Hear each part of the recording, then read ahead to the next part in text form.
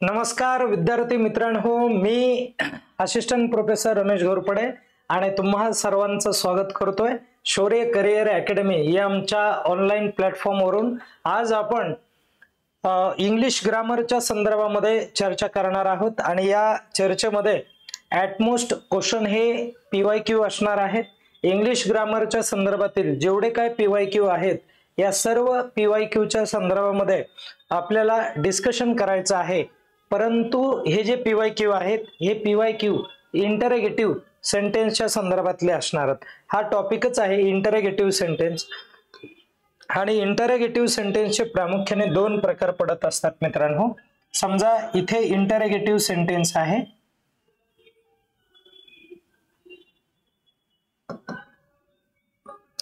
हे जे interrogative sentence आहे या सेंटेन्सचे दोन प्रकार पडतात।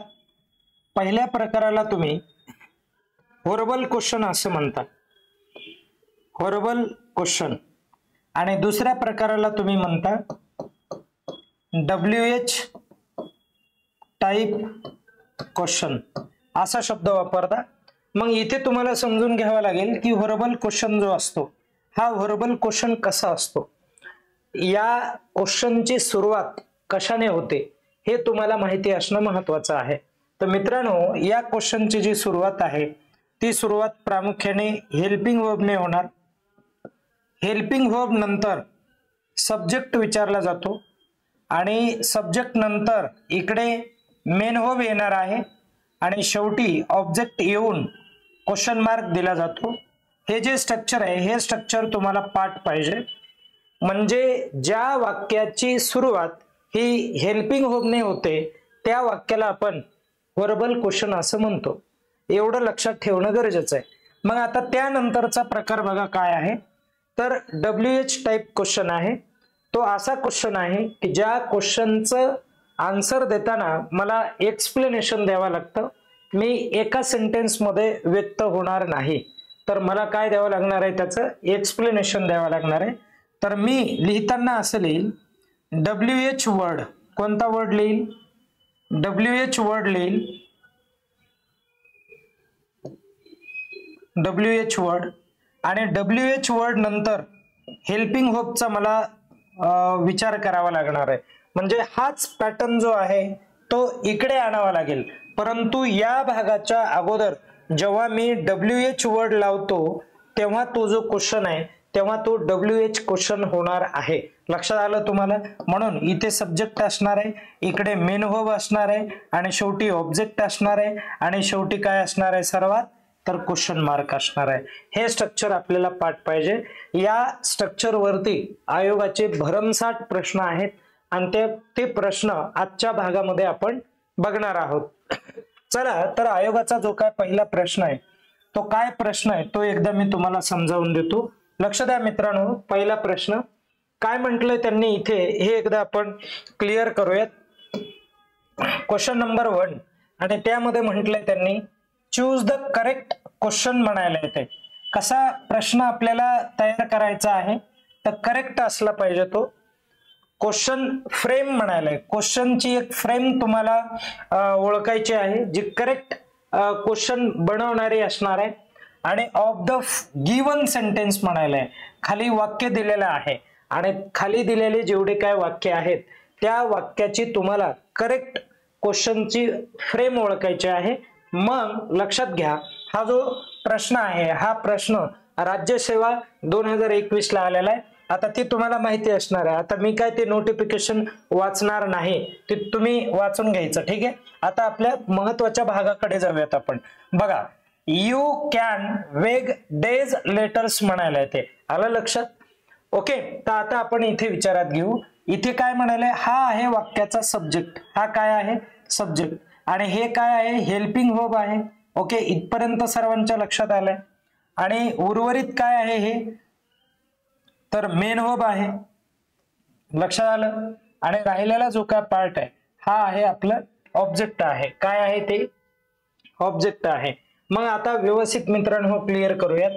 कधी लक्षात ठेवायचं की हा जो कॅन आहे हा कॅन मॉडेल ऑक्झिलरी आहे आणि मॉडेल ऑक्झिलरीच्या नंतर मेन वर्बच वाक्यामध्ये येत असतो। कोणता येतो, मेन व्हर्ब वाक्यामध्ये येतो. मग इथे समजून घ्या, सब्जेक्ट नंतर हेल्पिंग व्हर्ब आलंय, हेल्पिंग व्हर्ब नंतर काय आलेले, मेन व्हर्ब आलंय आणि शेवटी ऑब्जेक्ट आलेलं आहे.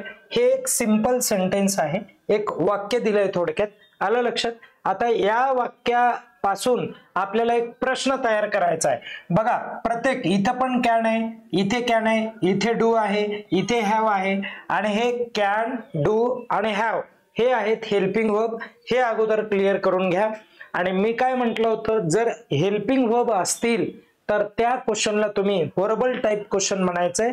आणि व्हर्बल टाइपचं जे काय सूत्र आहे ते माहिती पाहिजे. अगोदर काय येतो, तर वाक्याची सुरुवात ही हेल्पिंग व्हर्बने होते आणि हेल्पिंग व्हर्ब नंतर काय येतो, सब्जेक्ट येतो आणि सब्जेक्ट नंतर मेन व्हर्ब येणार आहे आणि मेन व्हर्ब नंतर काय येणार आहे मित्रांनो, ऑब्जेक्ट येणार आहे आणि शेवटी क्वेश्चन मार्क येणार आहे. मग एकदा इथे आपण क्लिअर करून घेऊ की आपलं उत्तर कसं तयार होईल ते या स्ट्रक्चर मध्ये बसणं गरजेचं आहे. जे काय तुमचं उत्तर असणार आहे ते उत्तर तुम्हाला यामध्ये बसवावं लागेल. तर आपण समजून घेऊ, तुम्हाला या वाक्यातला हेल्पिंग व्हर्ब कोणता दिसतोय, कॅन दिसतोय. म्हणून मी वाक्याची सुरुवात कशाने करणार, कॅनने करणार. कळालं का, तुमच्या लक्षात येतंय का? मग आता पुढे बघा, कॅन नंतर मला काय घ्यायचं आहे, सब्जेक्ट, आणि माझा सब्जेक्ट काय आहे, यू आहे. म्हणून इथे मी यू घेणार. बघा लक्षात येते सर्वांना. यू नंतर मला काय घ्यायचंय, इथे मेन व्हर्ब घ्यायचंय आणि इथे मेन व्हर्ब दिलंय बघा. मग इथे मेन व्हर्ब काय असणार आहे, हे वेग असणार आहे, बरोबर आहे, वेग. आणि पुन्हा आता उर्वरित काय आहे, ऑब्जेक्ट आहे. मग मला इथे ऑब्जेक्ट घ्यायचंय तर काय घेणार आहे मी, डेज, लेटर्स. ओके, लेटर म्हणजे ए बी सी डी ते लेटर, पत्र, अर्थ घ्यायचा नाही आणि शेवटी क्वेश्चन मार्क द्यायचा आहे. तर आता समजून घ्या, तुमचं जे काय उत्तर आहे ते या पद्धतीचं असलं तरच ते बरोबर असणार आहे. आता हा पार्ट ऑप्शन मध्ये शोधूयात आपण. कॅन यू वेग डेज लेटर्स. आता बघा बरं इथे कुठे आहे, बघा इथे काय दिलंय, कॅन यू वेग डेज, डेज पाहिजे बरं, इथे हे राहिलं, इथे डेज हवंय, डेज लेटर्स. आता लक्षात येते सर्वांना. म्हणजे सेकंड जे काय वाक्य आहे ते अतिशय बरोबर आहे, हे करेक्ट असणार आहे. म्हणून आपलं option number second is correct. का माहितीये का, कारण इथे क्रियापदाचं कितवं रूप आहे, पहिलं आहे, म्हणून हे बरोबर आहे. वाक्याची सुरुवात कशाने झाली, कॅनने झाली. वाक्याच्या शेवटी क्वेश्चन मार्क आहे. या सगळ्या गोष्टी तुम्हाला व्यवस्थित बघाव्या लागतील. आता हे बाकीचे वाक्य का बरं चुकले या संदर्भामध्ये मी समजून सांगतो तुम्हाला. हे बाकीचे वाक्य का उत्तर होऊ शकत नाहीयेत तर समजून घ्या. इथे कॅन आहे, वाक्याची सुरुवात ही हेल्पिंग व्हर्बने झाली, मान्य. हेल्पिंग व्हर्ब नंतर सब्जेक्ट आलेला आहे, सब्जेक्ट नंतर आता लक्षात ठेवा, कॅन हे जे आहे हे मॉडेल ऑक्झिलरी आहे आणि जेव्हा वाक्यामध्ये किंवा वाक्याची सुरुवात ही मॉडेल ऑक्झिलरीने होते, अशा वाक्यामध्ये जो मेन व्हर्ब असतो त्या मेन व्हर्बचं 100% पहिलं रूप पाहिजे. परंतु इथे ईडी लावलंय म्हणजे हे क्रियापदाचं सेकंड रूप आहे आणि सेकंड फॉर्म असेल तर वाक्य हे बरोबर नसणार आहे, म्हणून ते वाक्य चुकलं. तर खाली बघा, कॅन हे मॉडेल ऑक्झिलरी आहे. मॉडेल ऑक्झिलरी म्हणजे हेल्पिंग व्हर्ब आहे आणि हेल्पिंग व्हर्ब नंतर सब्जेक्ट आलेला आहे आणि व्हर्बचा फर्स्ट फॉर्म आहे आणि शेवटी काय आहे, हे ऑब्जेक्ट आहे. कळालं इथपर्यंत सर्वांना? मग एवढा हा पार्ट ऑब्जेक्टचा आहे, शेवटी क्वेश्चन मार्क आहे, म्हणून आपलं उत्तर कोणतं होतं, सेकंड होतं. त्यानंतर बघा डू, आणि वाक्यामध्ये इथे कुठे तुम्हाला डू दिसतंय का, नाहीये दिसत. हेल्पिंग व्हर्ब आलेला आहे कॅन, मग डू ची गरज नाहीये, म्हणून हे वाक्य ऑलरेडी चुकीचं आहे. कळालं तुम्हाला? वाक्याची फ्रेम बरोबर आहे परंतु वाक्य इथे चुकीचं असलेलं दिसून येणार आहे. इथे पण डेजच आहे बरं का, हे एक लक्षात राहू द्या. आता पुढे चला. आता बघा हे पण चुकीचं आहे कारण हॅव वापरायची आवश्यकताच नाही ना, कारण ऑलरेडी इथे दिलंय ना तुम्हाला, हेल्पिंग व्हर्ब कॅन आहे ना, मग हॅवची काय गरज.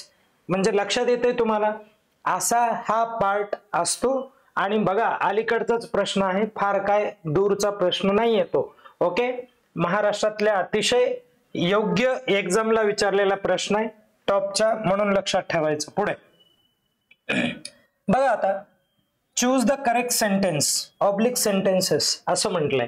की तुम्हाला काय करायचंय की चूज वाक्य निवडायचं आहे आणि जे वाक्य हा आपला कीवर्ड आहे, जे वाक्य बरोबर असलं पाहिजे, करेक्ट असलं पाहिजे. मग आता वेळ न घालवता हे वाक्य एकदा आपण व्यवस्थित बघूयात काय आहेत बघा. बघा व्हेन म्हणजे WH वर्ड आहे, इकडे पण व्हेन म्हणजे WH वर्ड आहे, WH वर्ड आहे आणि तिन्ही वाक्याच्या शेवटी क्वेश्चन मार्क आहे. म्हणजे या सेंटेन्सची डिमांड आहे की या सेंटेन्सला म्हणायचंय की आम्हाला WH क्वेश्चन तयार करून द्या. तर मित्रांनो WH क्वेश्चनचा फॉर्म्युला तुम्हाला मुखपाठ असायला हवा. इथे WH वर्ड असतं, WH वर्ड नंतर काय येतं, हेल्पिंग वर्ब येतं, हेल्पिंग वर्ब नंतर सब्जेक्ट येत असतो, नंतर मेन वर्ब येत असतो, नंतर ऑब्जेक्ट येत असतं आणि शेवटी क्वेश्चन मार्क येत असतो. आवड आहे का काय, लक्षात येत असेल सर्वांना. असा हा पार्ट या ठिकाणी येणार आहे आणि जर या पार्ट मध्ये किंवा या पॅटर्न मध्ये तुम्हाला एखादा क्वेश्चन दिसत असेल तर तेच आपलं उत्तर होणार आहे, बाकीचं उत्तर होऊ शकत नाही. मग आता समजून घेऊयात तिन्ही पण वाक्य. बघा व्हेन आहे म्हणजे WH वर्ड आहे म्हणून पहिला भाग बरोबर आहे. WH वर्ड नंतर काय आलेलं आहे बरं, तर इथे बघा लक्षात घ्या, इथे काय दिलंय त्यांनी, तर WH वर्ड नंतर व्हेन नंतर काय आलेलं आहे, यू आलेलं आहे आणि यू नंतर आर आलेलं आहे. तर इथे हेल्पिंग वर्ब आहे ना, हेल्पिंग वर्ब आहे, सब्जेक्ट म्हणाय ना, ते हेल्पिंग वर्ब आहे, यू आहे म्हणून हे लक्षात घ्या. म्हणून इथं कसं पाहिजे होतं, हे जे आर आहे हे आर अगोदर पाहिजे होतं मित्रांनो, बरोबर आहे की नाही. म्हणून हे वाक्य चुकीचं आहे, हे वाक्य या स्ट्रक्चर मध्ये बसत नाही. कारण बघा ना यू आर असं नाही पाहिजे, तर आर यू पाहिजे. काय पाहिजे इथे, आर यू, अगोदर आर पाहिजे नंतर यू पाहिजे आहे आणि नंतर हे लिव्हिंग आणि अगोदरचा WH वर्ड, लक्षात आलंय, शेवटी क्वेश्चन मार्क. तेव्हा हे वाक्य कसं असतं, बरोबर असतं. म्हणून हे वाक्य चुकलं. मग हे चुकीचं झालंय. बघा हे काय आपल्याला करेक्ट ओळखायचं होतं आणि हे तर रॉंग आहे हे आपल्या लक्षात आलंय. म्हणून मी काय करणार, हे असलेले ऑप्शन इलिमिनेट करणार, काटछाट करणार. पहिलं ऑप्शन गेलं, इथे पण ये म्हणून माझं चौथं पण ऑप्शन गेलं, राहिले दोनच ऑप्शन. मग आता समजून घ्या, वेअर आहे आणि where is a WH word, बरोबर आहे की नाही. हा WH वर्ड आहे आणि WH वर्ड नंतर काय दिलेलं आहे, आर यू दिलंय म्हणजे हेल्पिंग वर्ब दिलेला आहे. बघा WH वर्ड हेल्पिंग वर्ब म्हणजे हे वाक्य बरोबर आहे. आणि आर नंतर बघा क्रियापदाला ING लागतं तर ते पण लावलेलं आहे. इथे एक नियम एक लक्षात ठेवायचा की एम, इज, आर, वॉज आणि वर अशा प्रकारचे जेवढे काही हे असतील हेल्पिंग वर्ब असतील, हे हेल्पिंग वर्ब विचारात घ्यायचे. या वर्बच्या नंतर क्रियापदाला ING प्रत्यय लागतो म्हणून VING असलेला फॉर्म आपल्याला घ्यावा लागतो किंवा त्याला V4 असं देखील म्हणता येईल. तर लक्षात ठेवा. आता इथे हा पार्ट व्यवस्थित करा. मग मित्रांनो हे जे दुसरं वाक्य आहे हे दुसरं वाक्य बरोबर दाखवायलंय, या पॅटर्न मध्ये बसतं. बघा WH वर्ड आहे, हेल्पिंग वर्ब आर आलेला आहे, यू हा सब्जेक्ट आहे आणि गोइंग हा मेन वर्ब आहे. म्हणून दिलेलं वाक्य कसं असणार आहे, बरोबर असणार आहे. लक्षात आलं का तुमच्या. मग आता आपण थर्ड जे वाक्य आहे त्याला टॅली करण्याचा प्रयत्न करू. इथे WH वर्ड आहे WH वर्ड आणि त्यानंतर इथे डायरेक्ट सब्जेक्ट दिलाय आणि इथं काय म्हणायचंय, इथे सब्जेक्ट दिलाय आणि आपलं स्ट्रक्चर काय म्हणाले, सब्जेक्ट घेतला जात नाही तर हेल्पिंग वर्ब घेतला जातो. म्हणून आय कॅन हे चुकीचं आहे, म्हणून हे वाक्य चुकलं. आपलं फक्त ऑप्शन काय असणार आहे, बीच असणार आहे. म्हणून ऑप्शन काय असणार आहे आपलं, बी. सी पण आपलं रॉंग आहे. कळालं का, लक्षात आलं तुमच्या. असा हा नियम असतो. नियम एकदा व्यवस्थित कव्हर करा. या प्रश्नातून तुम्हाला हा चॅप्टर बऱ्यापैकी कव्हर होईल, खूप चांगल्या पद्धतीने लक्षात येईल आणि तुम्हाला डिटेल आपल्या वनरक्षकच्या बॅच मध्ये शिकायचं आहे. एकदम डिटेल सविस्तर अशी मी एक बॅच तयार केलेली आहे आणि ज्या बॅच मध्ये आपण इंग्लिशचे सर्व लेक्चर घेतलेले आहेत. अशाच पद्धतीने पुढे जाऊयात मित्रांनो. नंतरचा भाग बघा, चूज द करेक्ट. काय म्हटलंय, choose the correct yes no type questions form for the given example. तर मित्रांनो आता थोडंसं समजून घ्या. इथे काय म्हटलंय, choose the correct yes no type question म्हणायलाय. कोणता क्वेश्चन म्हणायलाय, yes no type question form. Form म्हणजे तयार करणे. आपल्याला येस नो टाइपचा क्वेश्चन तयार करायचा आहे. खाली ऑप्शन मध्ये दिलेलं आहे त्यांनी, आणि करेक्ट ओळखायचं आहे. आलं लक्षात. तर फॉर द गिवन एक्झाम्पल, खाली एक एक्झाम्पल दिलेलं आहे आणि त्याच्या खाली काही वाक्य दिलेले आहेत. तर एक एक्झाम्पल दिलेलं आहे. तर इथं आपलं एक एक्झाम्पल लिहायचं राहिलं. ते एक्झाम्पल असं होतं बघा, परीक्षेत आलेलं ऑलरेडी एक एक्झाम्पल होतं. मी ते एक्झाम्पल लिहून देतो तुम्हाला. कसं होतं एक्झाम्पल बघा. त्यांनी दिलं होतं दे, असं लिहिलं होतं त्यांनी, दे गो टू द पार्क, असं लिहिलं होतं त्यांनी. पार्क एव्हरी इव्हिनिंग, असं दिलं होतं. इव्हिनिंग.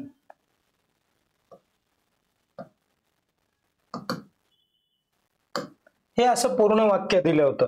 आता लक्षात ठेवा, आता एक गिवन सेंटेन्स दिलेला आहे. या सेंटेन्स वरून आपल्याला येस नो टाइपचा क्वेश्चन तयार करायचा आहे. आणि क्वेश्चन ते म्हणतायत की ए बी सी डी या 4 वाक्यापैकी एक तुमचं उत्तर असणार आहे. कुठलं बरोबर असणार आहे ते सांगा म्हणत आहे. आणि ऑप्शन कसे दिलेत बघा, ओनली डी, ओनली बी, ओनली सी आणि ओनली ए, या पद्धतीने त्यांनी ऑप्शन दिलेले आहेत. प्रश्न खूप सोपा आहे, व्यवस्थित आता क्लिअर करा. आता हे डोक्यात असलं पाहिजे, हे दिलेलं वाक्य आहे आणि या वाक्यापासून आपल्याला येस नो टाइपचा क्वेश्चन करायचा आहे. म्हणून आपलं एक नेहमी ठरलेलं, तुम्हाला स्ट्रक्चर पार्ट पाहिजे की व्हर्बल क्वेश्चन आहे तो. येस नो टाइपचा क्वेश्चन म्हणजे काय आहे, तो व्हर्बल क्वेश्चन आहे. आणि व्हर्बल क्वेश्चनची सुरुवात ही कशाने होते सांगा बरं, हेल्पिंग व्हर्बने होते. हेल्पिंग व्हर्ब नंतर काय येत असतो, सब्जेक्ट येत असतो. सब्जेक्ट नंतर काय येतो मित्रांनो, मेन व्हर्ब येत असतो. आणि मेन व्हर्ब नंतर काय येतो, ऑब्जेक्ट येतो. आणि ऑब्जेक्टच्या शेवटी काय येतं, तर ऑब्जेक्टच्या शेवटी मित्रांनो क्वेश्चन मार्क येतो. हे कायमस्वरूपी लक्षात राहू द्या. एमपीएससी ला मोठ्या प्रमाणावरती या प्रश्नांचा भरणा आहे. म्हणून एमपीएससी ला आवडणारा हा टॉपिक आहे. म्हणून यावरती जरा फोकस करावा लागेल तुम्हाला, लक्ष द्या. चला, आता इथे काय म्हणाले, हेल्पिंग व्हर्ब म्हणाले. मग आपण डोक्यात घेतलं पाहिजे की डायरेक्ट हे जे सेंटेन्स आहे, या सेंटेन्सचा आपल्याला काय करता आलं पाहिजे, verbal question, yes no type question करता आला पाहिजे. तर इथे समजून घ्या, हा सब्जेक्ट आहे आणि हे काय आहे, गो काय आहे, तर गो हे मेन व्हर्ब आहे. थोडक्यात इथे मी व्हर्ब लिहिलं तरी चालतं, ओके, मेन व्हर्ब, कारण हेल्पिंग व्हर्ब आलेला नाही म्हणून व्हर्बच लिहित असतात, तसा नियम आहे इंग्लिशचा. आणि उर्वरित शब्द काय आहेत, ऑब्जेक्ट आहेत. बघा, दिलेल्या वाक्यात हेल्पिंग व्हर्बच नाही आणि आपण इथे काय म्हणालो की वाक्याची सुरुवात ही हेल्पिंग व्हर्बने करावी. मग मित्रांनो, एक कायमस्वरूपी लक्षात राहू द्या, इथे एक नियम असतो. जेव्हा एखादं वाक्य दिलं जातं आणि त्या वाक्यामध्ये फक्त मेन व्हर्ब आलेला आहे, हेल्पिंग व्हर्ब आलेला नाहीये, लक्षात आलं तुम्हाला, म्हणजे तोच मुख्य क्रियापदाचा पार्ट आहे. मग अशा वेळेस काय करायचं, एक नियम आहे. नियम काय सांगतो बघा, लक्षात ठेवा, नियम खूप महत्वाचा आहे.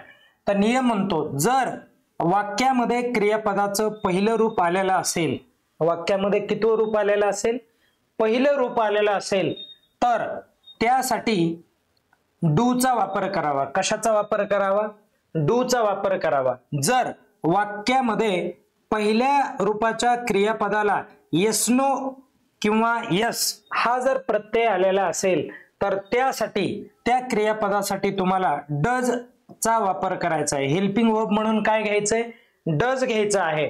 परंतु असं झालं बघा एका केसमध्ये की डायरेक्ट क्रियापदाचं दुसरं रूप जर आलं ना, तर डीडचा वापर करायचा. कशाचा वापर करायचा, डीडचा. म्हणून आता समजून घ्या, इथे काय आहे, हे जे गो आहे हे क्रियापदाचं पहिलं रूप आहे. कसं, तर बघा, क्रियापदाचं पहिलं रूप गो असतं, क्रियापदाचं दुसरं रूप वेंट असतं, वेंट, आणि क्रियापदाचं तिसरं रूप काय असतं, तर गॉन असतं. काय असतं, गॉन. आणि क्रियापदाच्या जर पहिल्या रूपाला यस किंवा यस लागलेला असेल, तर हेल्पिंग व्हर्ब म्हणून आपल्याला काय उचलायचं होतं, डज उचलायचं होतं. तर बघा बरं मित्रांनो, इथे क्रियापदाचं पहिलं रूप आहे, पहिल्या रूपाला एस किंवा ईएस प्रत्यय लागलेला नाही, केवळ फक्त गो आलेला आहे. सेंटेन्सच त्यांनी तसं दिलं होतं. मग मला तुम्ही सांगा, मग क्रियापदाचं पहिलं रूप गो आहे. मी नियमामध्ये बघेल क्रियापदाचं पहिलं रूप आणि पहिल्या रूपाच्या साठी तुम्हाला काय हेल्पिंग वर्ब म्हणून काय घ्यायचं आहे, डू घ्यायचं आहे. म्हणून मी इथे काय करणार, वाक्याची सुरुवात डू ने करणार. केली का वाक्याची सुरुवात डू ने? मग या डू नंतर मला काय घ्यायचं आहे, सब्जेक्ट. वाक्यामधला सब्जेक्ट हा दे आहे मित्रांनो. मी दे हा जसा ससा घेईल. लक्षात येतंय सर्वांना? त्यानंतर मेन वर्ब काय आहे आपलं, गो आहे.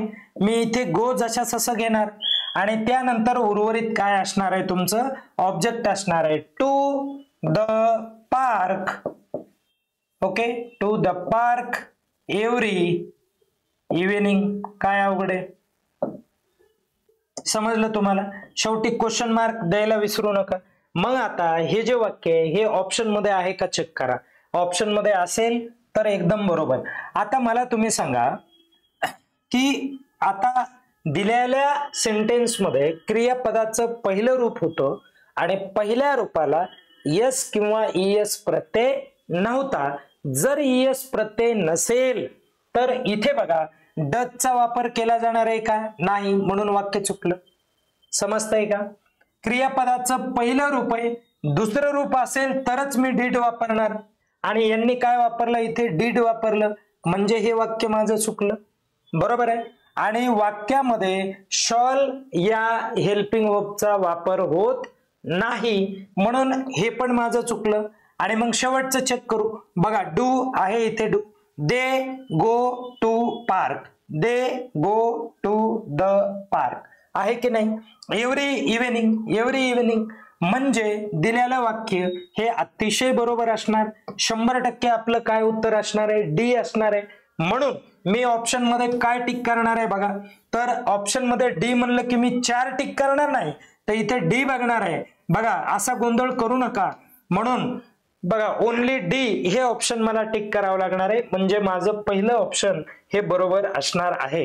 त्यानंतरचा आपण पार्ट बघू. बघा choose the correct sentence oblique sentences.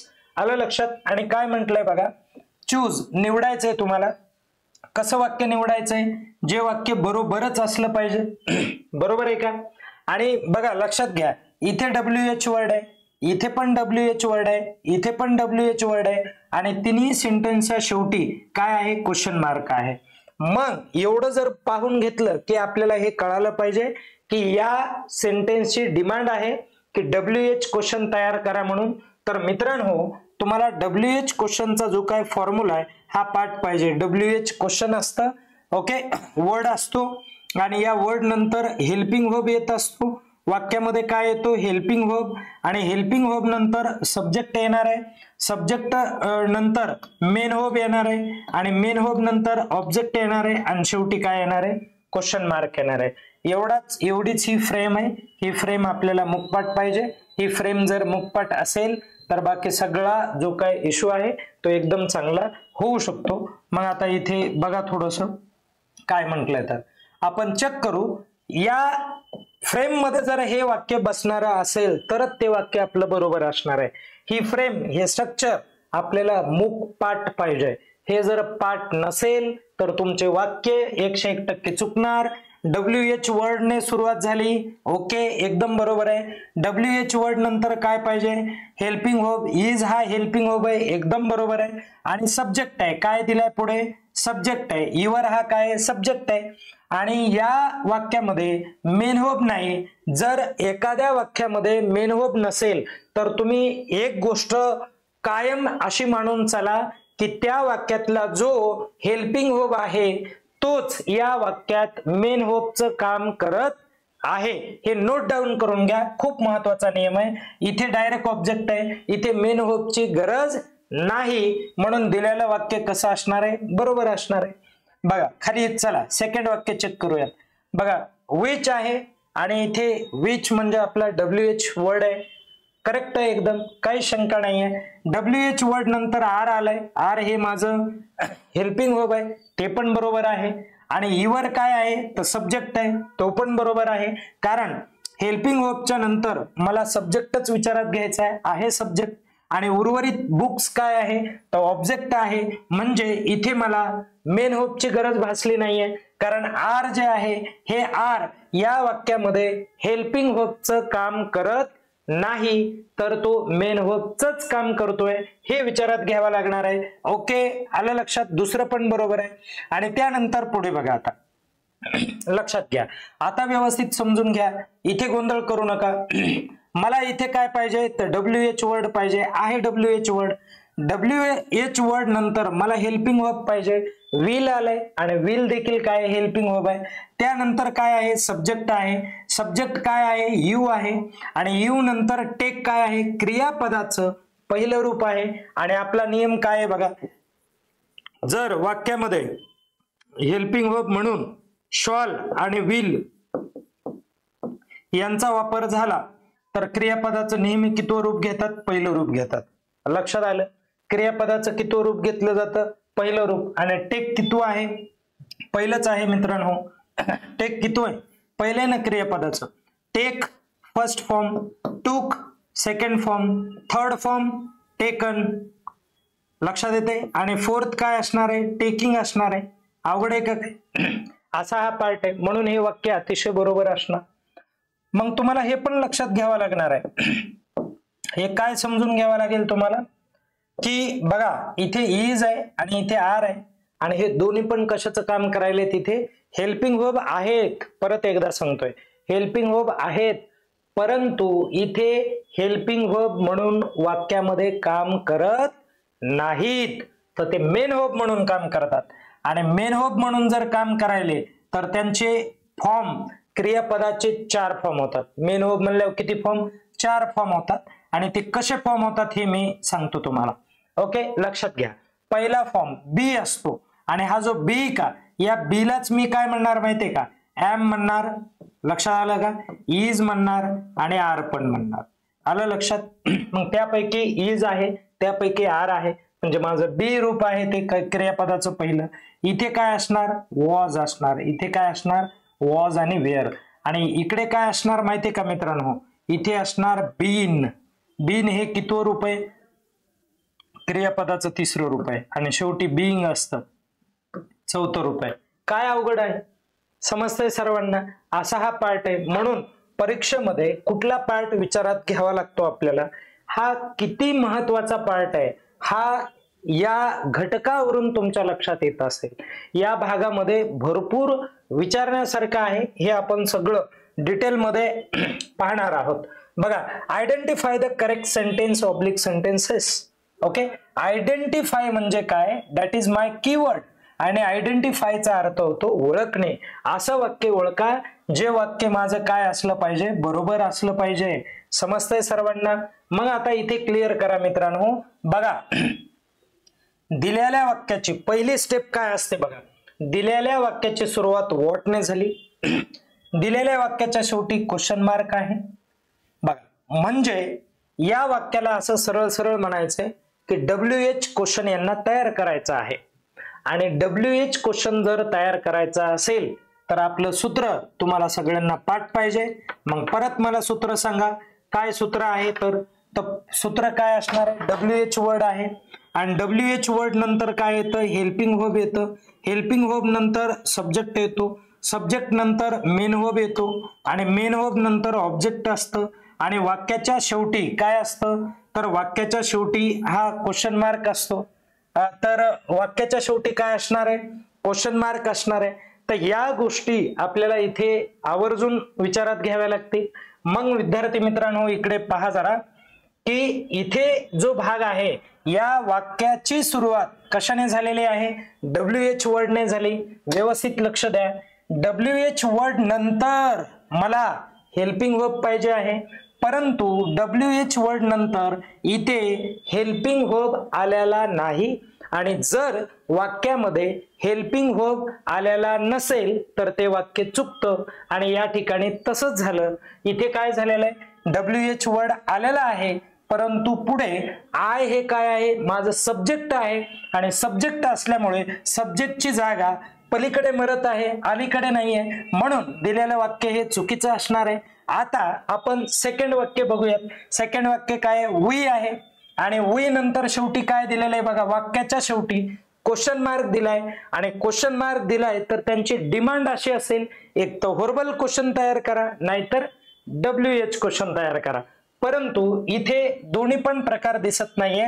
इथे वी ने सुरुवात झाली म्हणजे वाक्याची सुरुवात सब्जेक्टने झाली आणि ज्या वाक्याची सुरुवात सब्जेक्टने होते त्या वाक्याच्या शेवटी क्वेश्चन मार्क आयुष्यात येणार नाहीये, तर त्या वाक्याच्या शेवटी फुल स्टॉप येणार आहे आणि या वाक्याच्या शेवटी काय दिलाय? क्वेश्चन मार्क दिलाय. म्हणून हे पण वाक्य कसं असणार आहे? चुकीचं असणार आहे. म्हणून हे पण तुम्हाला विचारात घ्यावं लागेल. त्यानंतर विच हा माझा WH वर्ड आहे. ओके, आणि मग WH वर्ड नंतर मला काय पाहिजे आहे? हेल्पिंग वर्ब पाहिजे आहे आणि is, that is helping verb. आलं लक्षात? मग हेल्पिंग वर्ब आहे ते इज आणि इज नंतर हा फास्टर शब्द आलेला आहे आणि हा जो फास्टर शब्द आहे का, हा फास्टर शब्द ट्रेन विषयी माहिती द्यायला आहे. कुणाविषयी माहिती द्यायला आहे? ट्रेन विषयी माहिती द्यायला आहे आणि ट्रेन इज माय सब्जेक्ट हे विचारात घेणं गरजेचं आहे. हा ट्रेन आपल्या वाक्याचा सब्जेक्ट आहे, फास्टर हा सब्जेक्ट नाही आहे. ट्रेन कशी आहे? फास्ट आहे, फास्टर आहे, वेगवान आहे. म्हणजे फास्टर हा शब्द या वाक्यातला ऍट्रिब्यूट आहे, त्याला सब्जेक्ट ऍट्रिब्यूट म्हणतात किंवा सब्जेक्ट इनलार्जमेंट म्हणतात. ओके, लक्षात घेणं गरजेचं आहे. मग आता पुढे विचारात घ्या, WH वर्ड आहे इथे आणि WH वर्ड नंतर हेल्पिंग वर्ब दिलेला आहे. हेल्पिंग वर्ब नंतर हा फास्टर शब्द आपल्या सध्या कामाचा नाहीये. ट्रेन हा शब्द विचारात घ्यायचा आहे आणि ट्रेन काय आहे? तर ट्रेन हे माझं सब्जेक्ट आहे. आणि मग विचारात घ्या मित्रांनो, इथे WH वर्ड आहे, पुढे हेल्पिंग वर्ब आलेला आहे आणि ट्रेन हा माझा सब्जेक्ट आहे आणि उर्वरित हे ऑब्जेक्ट आहे. म्हणजे या वाक्याला इथे मेन वर्ब नाहीये, नसू द्या, हरकत नाही. मग आपल्याला एक गोष्ट कळाली पाहिजे की हे जे वाक्य आहे हे वाक्य माझं बरोबर आहे आणि त्यानंतर खाली यावं लागणार आहे आपल्याला. आणि खाली आल्यानंतर इथे आपल्याला बघावं लागेल की हा जो विच आहे हा WH वर्ड आहे आणि WH वर्ड नंतर इज दिलेला आहे आणि इज हे माझं काय? हेल्पिंग वर्ब आहे आणि हेल्पिंग वर्ब नंतर युअर जे आलेला आहे हा माझा सब्जेक्ट आहे आणि सब्जेक्ट नंतर इथे बघा कंपॅनियन नावाचा शब्द आलेला आहे आणि तो उर्वरित भाग असणार आहे वाक्याचा. म्हणून हे देखील वाक्य कसं असणार आहे? बरोबर असणार आहे. वरचे दोन वाक्य कसे आहेत? चुकीचे आहेत आणि वरचे जर दोन वाक्य चुकीचे होते, ए आणि बी हे चुकीचे होते आणि आपल्याला काय ओळखायचं होतं? बरोबर वाक्य. म्हणून ऑप्शन मध्ये जिथं जिथं ए आहे त्याला इलिमिनेट करायचं. इथे ए आहे म्हणून हे वाक्य चुकलं, इथं पण ए आहे हे वाक्य चुकलं, ऑप्शन कट झाले. शिल्लक आपल्याला दोनच ऑप्शन मिळालेले आहेत आणि आपला ऑप्शन काय? सी आणि डी हे बरोबर आहे. म्हणून आपल्याला ऑप्शन नंबर 1 मिळतं, इलिमिनेट. मग विद्यार्थी मित्रांनो, इथे जे आहे आतापर्यंत जो काय भाग आहे तो या पद्धतीने आपल्याला परीक्षेमध्ये विचारला जातो. आता आपण काय करूयात, नंतरचा जो काय प्रश्न असणार आहे तो प्रश्न कितवा असणार आहे? Question number 6. आणि क्वेश्चन नंबर 6 ला काय म्हणायचंय मित्रांनो? तर हा क्वेश्चन म्हणतोय चूज द करेक्ट सेंटेन्स म्हणायलाय. काय म्हणायलाय? हा करेक्ट सेंटेन्स म्हणायलाय की आपल्याला कसं वाक्य ओळखायचंय किंवा निवडायचं आहे. तर बरोबर वाक्य निवडायचंय. मग बरोबर वाक्य निवडताना आपल्याला काही गोष्टीची काळजी घ्यावी लागेल आणि ती कोणती बघा, आपल्याला नियम माहिती पाहिजे आहेत. बघा आता मी पहिली काय स्टेप सांगितली होती तुम्हाला. प्रथमतः तर आपल्याला अगोदर एक मुद्दा विचारात घ्यायचा आहे आणि कुठला मुद्दा विचारात घ्यायचा आहे? तर हा वी काय आहे? आपला सब्जेक्ट आहे. ओके, आणि सब्जेक्ट आहे आणि शेवटी काय दिलाय त्यांनी? क्वेश्चन मार्क दिलाय. आणि मी काय म्हटलं होतं तुम्हाला की एखाद्या वाक्याची सुरुवात सब्जेक्टने जेव्हा होते तेव्हा त्या वाक्याच्या शेवटी डायरेक्ट फुल स्टॉप येतो आणि जर क्वेश्चन मार्क आला तर ते वाक्य चुकीचं असतं मित्रांनो. आणि हे वाक्य कसं ठरणार आहे? आपलं चुकीचं ठरणार आहे. एवढं कळालं सर्वांना? असं. आता काय करूयात आपण? बघा सुरुवातीला काय दिलेलं आहे त्यांनी? शॉल. आणि शॉल काय आहे? हेल्पिंग वर्ब आहे. एक मुद्दा विचारात घ्यायचा की हेल्पिंग वर्ब आहे आणि शेवटी क्वेश्चन मार्क आहे. म्हणजे या वाक्याची अशी डिमांड आहे की या वाक्याला असं म्हणायचंय की आम्हाला तुम्ही व्हर्बल क्वेश्चन द्या म्हणून. तर ठीक आहे, यांना आपण व्हर्बल क्वेश्चन देऊ. वाक्याची सुरुवात ही हेल्पिंग वर्बने होणार. हेल्पिंग व्हर्ब नंतर सब्जेक्ट असतो आणि सब्जेक्ट नंतर मित्रांनो मेन व्हर्ब असतो आणि मेन व्हर्ब नंतर ऑब्जेक्ट असतं आणि शेवटी क्वेश्चन मार्क असतो. काय अडचण आहे का? असा हा पार्ट असतो. मग इथे आपल्याला थोडंसं जाणून घ्यावं लागणार आहे. काय जाणून घ्यायचं बघा, व्यवस्थित आपण समजून घेऊयात की या स्ट्रक्चर मध्ये दिलेलं वाक्य बसतं का ते एकदा आपण चेक करू. इथं शॉल दिलाय मित्रांनो, दिलाय म्हणजे हेल्पिंग व्हर्ब आहे आणि हेल्पिंग व्हर्ब नंतर काय आहे बरं, तर हेल्पिंग व्हर्ब नंतर वी आलेलं आहे आणि वी हा आपल्या वाक्याचा सब्जेक्ट आहे. म्हणून बघा हेल्पिंग व्हर्ब नंतर सब्जेक्ट आहे आणि हेल्पिंग सब्जेक्ट नंतर इथे काय आलेलं आहे, हॅव आलेलं आहे आणि हॅव हे क्रियापदाचं पहिलं रूप असतं मित्रांनो. हॅव हे वाक्यामध्ये गोंधळ करू नका. हॅव हे वाक्यामध्ये हॅव आणि हॅज, ओके, हॅज आहे, हॅज, हॅव आणि हॅड हे तिन्ही पण वाक्यामध्ये काय केले जातात माहितीये का, तर एकतर हेल्पिंग व्हर्ब म्हणून वापरतील, नाहीतर ते वाक्यामध्ये मेन व्हर्ब म्हणून देखील काम करतील. म्हणून मित्रांनो इथे जे हॅव आहे हे हॅव काय करायलंय, तर मेन व्हर्बचं काम करत आहे. हे कायम लक्षात राहू द्या, महत्वाचं आहे. आणि पुढे बघा उर्वरित भाग हा ऑब्जेक्टचा असणार आहे, शेवटी क्वेश्चन मार्क आहे आणि एवढं सगळं आहे. तर हा जो क्वेश्चन आहे हा या पॅटर्न नुसार आहे. म्हणून माझा हा जो बीचं जे काही वाक्य आहे ते वाक्य बरोबर ठरणार आहे. म्हणून कुठल्याही प्रकारचं टेन्शन घ्यायचं नाही. जोपर्यंत आपण आहे तोपर्यंत बिलकुल ताणच घ्यायचा नाही. लक्षात आहे, कारण तुम्हाला समजेल अशाच भाषेमध्ये मी शिकवत आहे, फार काय वेगळं नाहीये. आलं लक्षात? आता पुढे चला. आता वाक्याची सुरुवात या प्लीज या शब्दाने झाली आणि जेव्हा वाक्याची सुरुवात ही प्लीज शब्दाने होते तेव्हा इथे कुठल्याही प्रकारचं म्हणजे काय म्हणू त्याला, गोंधळ होऊ द्यायचा नाहीये. बघा प्लीज नंतरचे शब्द आपल्याला विचारात घ्यावे लागतील. इथे यू आहे मित्रांनो आणि जेव्हा यू काय वाक्याचा हा सब्जेक्ट असतो मित्रांनो, यू हा सब्जेक्टचं काम करतो आणि वाक्याची सुरुवात ही सब्जेक्टने होते आणि शेवटी क्वेश्चन मार्क दिला जातोय. तर असं जगात पण वाक्य सापडणार नाही ना. तुमचा नियम काय आहे, जेव्हा एखाद्या सब्जेक्टने वाक्याची सुरुवात होते तेव्हा त्या वाक्याच्या शेवटी काय द्यावा, फुल स्टॉप द्यावा आणि इथे काहीच नाहीये मित्रांनो. काय आहे, क्वेश्चन मार्क आहे. मग असा येडा प्रकार जमणार नाहीये आपल्याला. हा भाग आपल्याला इरेज करावा लागेल. चुकला तो भाग. शेवटचा क्वेश्चन बघा, शेवटी काय आहे, विल आहे. ओके, शेवटच्या क्वेश्चन मध्ये काय आहे, विल आहे आणि शेवटी काय दिलेलं आहे त्यांनी, फुल स्टॉप दिलेला आहे.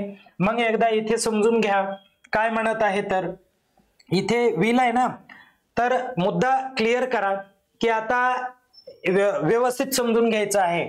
विल हा आपला हेल्पिंग व्हर्ब आहे आणि हेल्पिंग व्हर्ब नंतर इथे काय दिलेलं आहे, यू आलेलं आहे आणि यू हा काय आहे, आपला सब्जेक्ट आहे आणि सब्जेक्ट नंतर बघा रे, प्लीज सोडून द्या, टेक काय आहे, क्रियापदाचं पहिलं रूप आहे. आणि बघा विल, शाल आणि विल हे जर आले वाक्यात, सांगितलं होतं मी तुम्हाला, शॉल आणि विल वाक्यामध्ये जर यांचा वापर झाला तर यांच्यानंतर क्रियापदाचं पहिलं रूप घ्यावं.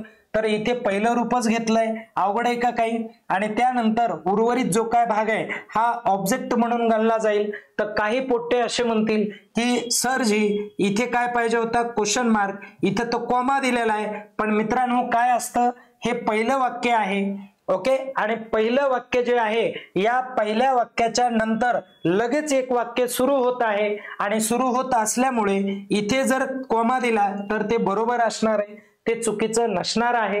इथे इथपर्यंत पार्ट बरोबर आहे कारण हा अर्धा पार्ट आहे आणि उर्वरित पार्ट लगेच पुढे सांगत आहे. आणि पुढचा भाग काय आहे बघा, तर इथे काय, I can see the screen म्हणायलाय आणि आयोगाने काय केलं होतं, तर आयोगाने इथे फुल स्टॉप दिला होता. शेवटी काय दिला होता, शेवटी फुल स्टॉप. तर बरोबर आहे मित्रांनो, पहिलं वाक्य जे आहे हे पहिलं वाक्य वेगळं आहे आणि लगेच चालून एक वाक्य झालंय, कॉमा दिल्यामुळे पटकन एक पुढचं वाक्य झालंय. तर आय कांट आहे, काय आहे, I can't see the screen हे दुसरं वाक्य आहे. आय हा सब्जेक्ट आहे आणि वाक्याची सुरुवात सब्जेक्टने झाली तर वाक्याच्या शेवटी काय येतो, फुल स्टॉप येतो. तर बरोबर आहे. आता बघा पहिलं वाक्य कसं पण असू द्या आणि जर कॉमा दिलेला असेल तर त्याला शेवटच्या वाक्याचा नियमच लागू होतो. शेवटी काय आहे, हा बघा सब्जेक्ट आहे दुसऱ्या वाक्यामध्ये, आणि सब्जेक्टने वाक्याची सुरुवात झाली की शेवटी हे देतात, फुल स्टॉप देतात, म्हणून हे वाक्य देखील बरोबर असणार आहे. जरी ही क्वेश्चनची फ्रेम असली तर तुम्हाला क्वेश्चनच तयार करायचा असेल तर याचं पार्टिशन करावं लागेल, या वाक्याला तोडावं लागेल दोन भागामध्ये, हा पार्ट वेगळा करावा लागेल, हा पार्ट वेगळा करावा लागेल. जेव्हा हा पार्ट वेगळा करता तेव्हा तुम्हाला क्वेश्चन मार्क देता येईल, अन्यथा देता येणार नाही कॉमा असल्यामुळे, कळालं तुम्हाला. आणि जेव्हा क्वेश्चन मार्क दिला जाईल तेव्हा हे वाक्य वेगळं समजलं जाईल आणि हे वाक्य वेगळं समजलं जाईल, परंतु जेव्हा कॉमा दिला जातो तेव्हा ते दोन्ही वाक्ये एकमेकाच्या संदर्भात आहेत असं समजलं जातं. मग हा नियम तुम्हाला लक्षात घ्यायचा आहे. हे पण बरोबर असणार आहे, इथे बी आणि डी बरोबर आहे. आणि मला जर एलिमिनेट करायचं असतं तर मी कसं केलं असतं बघा, हे चुकीचं आहे माझ्या लक्षात आलं, मग मी काय केलं असतं, ऑप्शन मध्ये जिथं जिथं ए आहे का ते ए मी अगोदर कट केलं असतं. आता तुम्ही म्हणाल तुम्ही अगोदरच काय एलिमिनेट करत नाहीयेत, तर नालाय काय हो, आपल्याला अगोदर शिकून घ्यावं लागेल हे सगळं. मग बघा बरं, जिथं ए आहे, इथं ए आहे, इथं ए आहे, याला अगोदर फुली मारा, हे दोन्ही ऑप्शन गेले. आणि माझं सी पण काय आहे, चुकीचं आहे. मग सी पण जर चुकीचं असेल तर उर्वरित माझं काय, डी हे पण बरोबर आहे, म्हणून ऑप्शन नंबर जे डी आहे ते माझं करेक्ट असणार आहे. लक्षात आलं. असा हा पार्ट आहे. पुढे जाऊयात आपण. बघा नंतरचा प्रश्न, identify the correct interrogative sentence. बघा लगेच गेअर चेंज झाला. काय म्हणलं, हे इंटरोगेटिव्ह सेंटेन्स ओळखा म्हणायलंय, नाहीतर ते येस नो टाइप क्वेश्चन ओळखा म्हणतं ते. तर इंटरोगेटिव्ह सेंटेन्स ओळखायचा आहे, नाहीतर सेंटेन्सेस ओळखा. एक असेल उत्तर, नाही तर अनेक असतील, दोन्ही पैकी एकाचं उत्तर द्यायचंय. चला वेळ न घालवता आपण जाऊयात. बघा वाक्याची सुरुवात WH वर्डने झाली, वाक्याची सुरुवात खाली पण WH वर्डने, इथं पण WH वर्डने, तिन्ही वाक्याच्या शेवटी क्वेश्चन मार्क आहे. आपल्या डोक्यात एक भैताड पाहिजे आहे, काय तर WH ने वाक्याची सुरुवात होत असेल तर इथे या वाक्याची डिमांड आहे की या वाक्याला म्हणायचंय की आम्हाला WH क्वेश्चन हवा आहे. आयोग काय म्हणायलंय, आम्हाला WH क्वेश्चन द्या. आणि मग आपल्याला डोक्यात यायला पाहिजे WH क्वेश्चन कसा असतो रे बाबा. तर WH क्वेश्चन सुरुवातीला WH वर्ड असतो, त्यानंतर हेल्पिंग वर्ब असतो, त्यानंतर सब्जेक्ट असतो, त्यानंतर मेन वर्ब असतो, त्यानंतर ऑब्जेक्ट असतो, आणि शेवटी काय असतो, क्वेश्चन मार्क असतो. अवघड आहे का काय. ही फ्रेम वरी जर एखाद्या सेंटेन्स मध्ये असेल तर दिलेलं वाक्य 101% बरोबरच असणार आहे. वेळ न घालवता आपण थोडं चेक करूयात. लक्ष द्या मित्रांनो, काय करता येईल तर आपण समजून घेऊयात. बघा इथे वॉट आहे, आणि वॉट हे काय आहे आपलं, तर वॉट WH वर्ड आहे, वॉट आहे, वॉट नंतर काय आहे, वेअर आहे, आणि वेअर काय आहे तर हेल्पिंग वर्ब आहे. बघा WH वर्ड नंतर काय आहे, हेल्पिंग वर्ब आहे. आणि नंतर काय म्हणायलंय मित्रांनो, ऐका जरा, हा सब्जेक्ट दिलाय तर हे पण बरोबर असणार आहे. आणि नंतर मेन वर्ब आहे, मेन वर्ब, आणि वेअर आलंय. एक नियम आठवला पाहिजे सर्वांना, जेव्हा एम, इज, आर, ठीक आहे, वॉज आणि वेअर म्हणजे वर तुम्ही म्हणता त्याला, तर हे जेव्हा वाक्यामध्ये हेल्पिंग वर्ब म्हणून काम करतील तेव्हा होपच्या शेवटी कुठल्याही परिस्थितीत ING लावायचं म्हणजे लावायचंच, त्याशिवाय ते वाक्य पूर्ण होणारच नाही. आणि जर लावलं नाही तर म्हणावं लागेल की ते वाक्य चुकलं, ते वाक्य बरोबर नाही. तर इथे मित्रांनो सगळं बरोबर आहे. बघा वॉट हा WH वर्ड आहे, आणि वेअर हे काय आहे, हेल्पिंग वर्ब आहे, यू हा माझा सब्जेक्ट आहे, डुईंग हे माझं मेन वर्ब आहे, आणि उर्वरित काय आहे, ऑब्जेक्ट आहे. मग या वाक्यानुसार किंवा या स्ट्रक्चरनुसार दिलेलं वरचं वाक्य आहे, म्हणून दिलेलं वाक्य कसं असणार आहे, बरोबर असणार आहे. इथपर्यंत कुणाला अडचण आहे का. चला खालचं वाक्य चेंज करू, चेक करू आपण. फेन आहे, फेन नंतर फेन काय आहे, WH वर्ड आहे, आणि WH वर्ड नंतर मला हेल्पिंग वर्ब पाहिजे आहे, पण इथे हेल्पिंग वर्ब नाही, डायरेक्ट गॉट हा पहिला फॉर्म पण नाही, गेट हा पहिला फॉर्म असतो, लक्षात घ्या. म्हणून दिलेलं वाक्य, आणि हे मॅरिड काय आहे, पार्टिसिपल असतं, ते मी नंतर तुम्हाला सांगतो. तर आता इथे लक्षात घ्या, इथे हे जे वाक्य आहे या स्ट्रक्चर नुसार नाहीये, म्हणून हे दिलेलं वाक्य चुकीचं आहे. जर बी चुकीचं आहे, आपल्याला करेक्ट त्यांनी ओळखा म्हणलं होतं, तर इथं बी आहे, इथं बी आहे, म्हणून माझे दोन्ही पण ऑप्शन गेले. कळालं का? असं आहे. आता सी कडे जाऊया. व्हाय हा माझा WH वर्ड आहे. व्हाय नंतर काय आलेलं आहे? डिडंट. आणि डिडंट काय? हेल्पिंग वर्ब आहे. डिडंट नंतर काय आहे रे बाबा? तर सब्जेक्ट आहे. बरोबर आहे. आणि मेन वर्ब माझं इथे काय? वॉटर. बघा, वॉटर द प्लांट्स म्हणायला येते. प्लांट म्हणजे झाड, झाडांना पाणी टाकणं, झाडांना पाणी टाकणे, टाकण्याची क्रिया आहे. मग पाणी टाकण्याची क्रिया आहे, तर हे माझं मेन वर्ब आहे. आणि मेन वर्बचा हा कितवा फॉर्म आहे? पहिला फॉर्म आहे. कितवा फॉर्म आहे? पहिला फॉर्म आहे. मग आता इथे डिड आहे, डिडंट आहे. मग तुमच्या लक्षात पाहिजे, जेव्हा वाक्यामध्ये हेल्पिंग वर्ब म्हणून डू, डज, डीड हे लोक येणार, तेव्हा क्रियापदाचं कधी पण मला पहिलं रूप पाहिजे. म्हणून इथे वॉटर हे पहिलं रूप आहे, वॉटर्ड हे सेकंड रूप आहे, वॉटर्ड हे थर्ड रूप आहे, आणि वॉटरिंग हे माझं चौथं रूप आहे. म्हणून दिलेलं वाक्य कसं असणार आहे? बरोबर असणार आहे, कारण WH वर्ड आहे.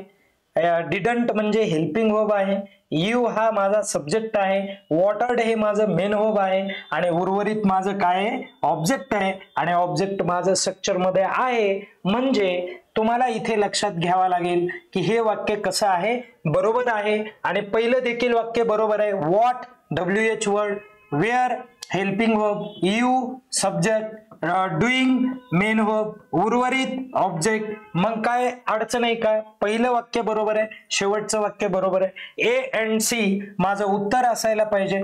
ए अँड सी म्हणजे माझं ए पण उत्तर नाहीये, सॉरी एकटं नाहीये, सी माझं उत्तर आहे ना, ते पण आहे ना. म्हणून ऑप्शन नंबर माझं काय बरोबर आहे? सेकंड बरोबर आहे. इथपर्यंत कुणालाही अडचण नसेल. लक्षात आलं सर्वांना? हे असे नियम असतात. नियम एकदम खतरनाक पद्धतीने समजून दिले जात आहेत, फक्त समजून घ्या तुम्ही. पुढे चला. Choose the correct sentence oblique sentences. Okay, आता इथे काय म्हटलंय बघा, समजून घ्या की आपल्याला कसं वाक्य निवडायचंय. तर वाक्य आपल्याला जे करेक्ट असणार आहे ते वाक्य निवडायचंय. म्हणून वेळ न घालवता बघा, वाक्याची सुरुवात यू ने झाली आणि शेवटी टुमारो लिहून शेवटी क्वेश्चन मार्क आहे. आणि जेव्हा यू ने सुरुवात होते वाक्याची, तेव्हा त्या वाक्याच्या शेवटी काय पाहिजे? यू हा माझा सब्जेक्ट होणार आहे. मग सब्जेक्टने वाक्याची सुरुवात झाली मित्रांनो, तर डायरेक्ट तिथे काय पाहिजे आहे? तर फुल स्टॉप पाहिजे आहे. म्हणून हे वाक्य चुकलं. आणि जर ए चुकीचं असेल तर इकडे काय कट होईल का? तर ए माझं चुकीचं आहे, मला बरोबर ओळखायचं, बरोबर आहे की नाही? हे पण ऑप्शन गेलं. कळालं? लक्षात येतंय तुम्हाला? त्यानंतर परत पुढे बघू काय करता येईल. पुढे जाऊयात आपण. बघा, त्यानंतर इथे पण यू आहे आणि शेवटी क्वेश्चन मार्क आहे. हे पण वाक्य चुकीचं झालंय. आणि इथं पण यू आहे आणि इकडे क्वेश्चन मार्क आहे, म्हणून हे पण वाक्य कसं झालंय? चुकीचं झालंय. ओके, असा हा प्रकार आहे. म्हणून आता तुमच्यासाठी एक टास्क आहे बघा. आता तुम्ही काय करायचं? हे सगळे जे वाक्य आहेत या वाक्याचं मला तुम्ही व्हर्बल क्वेश्चन तयार करून द्यायचं. आपलं उत्तर काय? None of the above. वरील पैकी सगळे कसे आहेत? चुकीचे आहेत. आला लक्षात? आपल्याला कसे ओळखायचे होते? बरोबर ओळखायचे होते. ठीक आहे, लक्षात घ्या. आता इथे मी तुम्हाला हेल्पिंग वर्ब देतो, हे स्ट्रक्चर देतो. तुम्ही काय करायचं? वाक्याची सुरुवात हेल्पिंग वर्बने करायची, त्यानंतर सब्जेक्ट घ्यायचा, त्यानंतर मेन वर्ब घ्यायचा, आणि त्यानंतर इथं ऑब्जेक्ट घ्यायचा, आणि ऑब्जेक्ट नंतर शेवटी क्वेश्चन मार्क द्यायचा. या पॅटर्न मध्ये मला वरील तिन्ही पण वाक्य टाकून द्या. ओके, कमेंट मध्ये तुम्ही मला द्या, मग आपण बघूयात काय करायचं. तर त्यानंतर आयडेंटिफाय द करेक्टली फ्रेम म्हणायला आहे. आणि कशाची फ्रेम बनवायची? तुम्हाला क्वेश्चनची फ्रेम बनवायची. मग वेळ न घालवता लक्ष द्या की हाऊ लॉंग हा जो शब्द आहे हा कन्सिडर करायचा WH वर्ड म्हणून. काय म्हणून विचारात घ्यायचा? नेहमी WH word. How many, how much हे शब्द WH वर्ड म्हणून विचारात घ्यायचे. आणि शेवटी बघा क्वेश्चन मार्क आहे, म्हणजे त्यांना क्वेश्चन हवा आहे. ओके, आता बघा समजून घ्या व्यवस्थित. तर आता इथे समजा गृहीत धरा WH वर्ड मिळालाय आपल्याला, हाऊ लॉंग हा आहे. ओके, परंतु इथे काय आहे, शी इज आहे ना, शी हा काय आहे, सब्जेक्ट आहे. हा सब्जेक्ट कधी असतो तर हेल्पिंग व्हर्बच्या नंतर असतो. WH वर्ड नंतर इज असतं मित्रांनो, म्हणजे हेल्पिंग व्हर्ब असतं आणि हेल्पिंग व्हर्ब नंतर काय येतो तर सब्जेक्ट येतो. म्हणजे हे वाक्य चुकीचं आहे, मग हे चुकीचं आहे. आपल्याला करेक्ट ओळखायचे होते. इथं पण हे आहे म्हणून हे ऑप्शन गेलं, इथं पण हे म्हणून हे पण ऑप्शन गेलं. दोन तो ऑप्शन एलिमिनेट झाले. आता त्यानंतर बघा हॅज आहे, इथे वाक्याची सुरुवात हॅज ने झाली, म्हणजे हॅज माझं काय आहे तर हेल्पिंग व्हर्ब आहे. आणि हेल्पिंग व्हर्ब जर असेल तर त्यानंतर पुढे बघा हेल्पिंग व्हर्ब नंतर एक डोक्यात नेहमी ठेवायचं, हेल्पिंग व्हर्ब नंतर मला सब्जेक्ट पाहिजे, त्यानंतर मेन व्हर्ब पाहिजे, त्यानंतर ऑब्जेक्ट आणि शेवटी क्वेश्चन मार्क, हे मुखपाठ पाहिजे. चला आता इथे बघा हेल्पिंग व्हर्ब आहे हॅज हेल्पिंग व्हर्ब, त्यानंतर द फॅट वुमन एवढा माझा काय आहे सब्जेक्ट आहे. ओके, आणि त्यानंतर बीन काय आहे रे माझं तर मेन व्हर्ब आहे मेन व्हर्ब, आणि उर्वरित काय आहे ऑब्जेक्ट आहे, म्हणून दिलेलं वाक्य करेक्ट असणार आहे. लक्षात आलं का? आता इथे एक मुद्दा लक्षात घ्यायचा आहे. काही लोक म्हणतील बीन हे मेन व्हर्ब आहे का, तर 100% मेन व्हर्ब आहे. आणि मेन व्हर्बचं किती रूप आहे, तिसरं आहे. आठवतंय का तुम्हाला, पहिलं रूप बी असतं आणि दुसरं रूप काय असतं, पहिलं रूप बी आणि दुसरं रूप वॉज असणार आहे. त्याचबरोबर वेअर असणार आहे. ओके, हे दुसरं रूप असणार आहे आणि तिसरं काय असतं बीन असतं. मग बीन हे थर्ड फॉर्म असतो माझा. तर हा थर्ड फॉर्म कधी वापरला जातो किंवा थर्ड फॉर्मच्या अगोदर हेल्पिंग व्हर्ब म्हणून काय येत असतं, एक तर काय येणार आहे हॅज येणार आहे, नाहीतर हॅव येणार आहे, नाहीतर हॅड येणार आहे. हे पण तुम्हाला लक्षात ठेवावं लागेल. तर इथे काय आलेलं आहे हॅज आलंय, म्हणून दिलेलं वाक्य बरोबर आहे. म्हणून माझं बी हे काय असणार आहे, बरोबर उत्तर असणार आहे. बी काय असणार आहे बघा, इथं पण बी इथं पण बी, म्हणून एखादं ऑप्शन पुढचं बघा. आता हाऊ मेनी हा WH वर्ड आहे असं विचारात घ्यायचं. आता बघा WH वर्ड आहे मान्य करू. आता हाऊ मेनी नंतर काय आलं की गोल्ड ऑर्नामेंट्स, ठीक आहे बाबा हरकत नाहीये.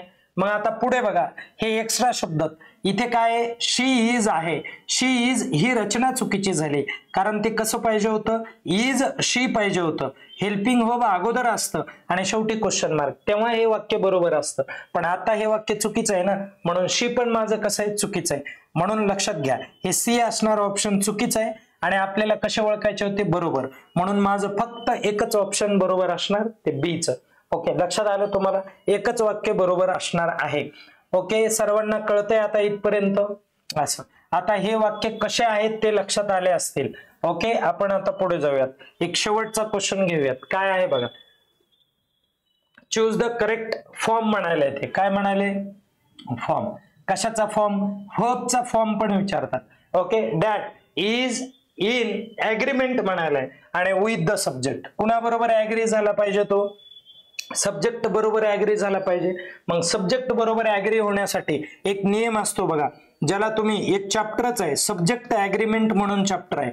कोणता चॅप्टर आहे, सब्जेक्ट ऍग्रीमेंट म्हणून एक चॅप्टर आहे इंग्लिश ग्रामर मध्ये.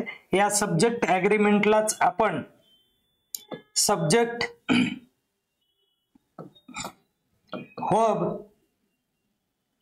ऍग्रीमेंट असं देखील म्हणू शकतो. ऍग्रीमेंट, नाहीतर याला आपण एक सिंगल शब्द आहे तो आहे कॉन्कर्ड. कोणता शब्द आहे, कॉन्कर्ड शब्द आहे. आणि हा कॉन्कर्ड शब्द म्हणजेच हा सब्जेक्ट व्हर्ब ऍग्रीमेंट किंवा सब्जेक्ट ऍग्रीमेंट असं त्याला तुम्ही म्हणू शकता. मग आपण समजून घेऊयात.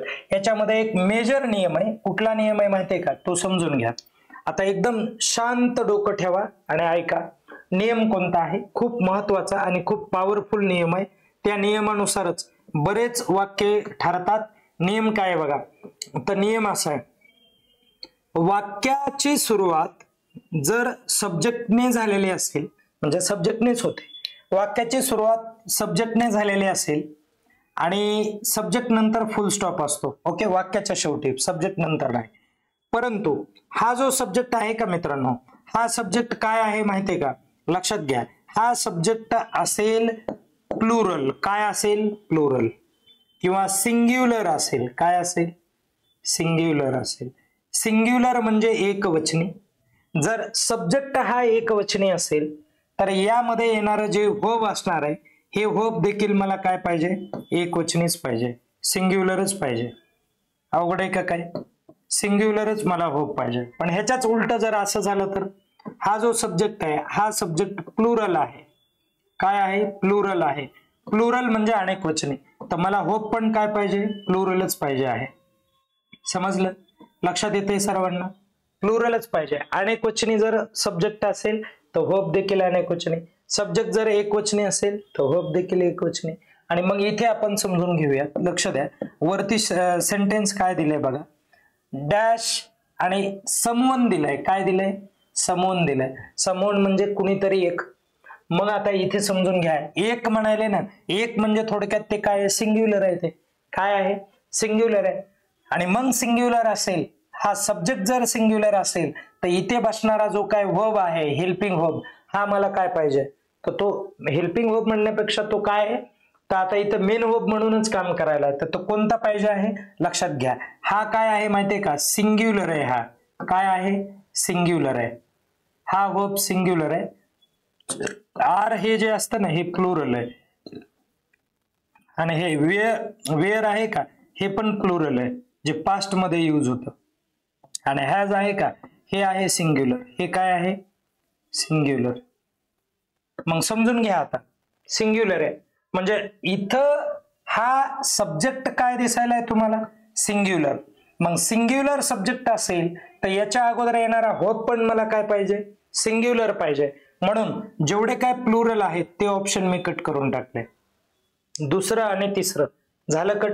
राहिलं शिल्लक हेच. आता हा जो हॅज आहे का, हॅज, हा हॅज जर वाक्यामध्ये आला तर ह्या हॅजच्या नंतर, इथे हॅजच्या नंतर हा मेन होप पाहिजे बघा. मेन होप, मेन होप असणं गरजेचं आहे. आणि मेन होपचा कितवा फॉर्म माहितीये का?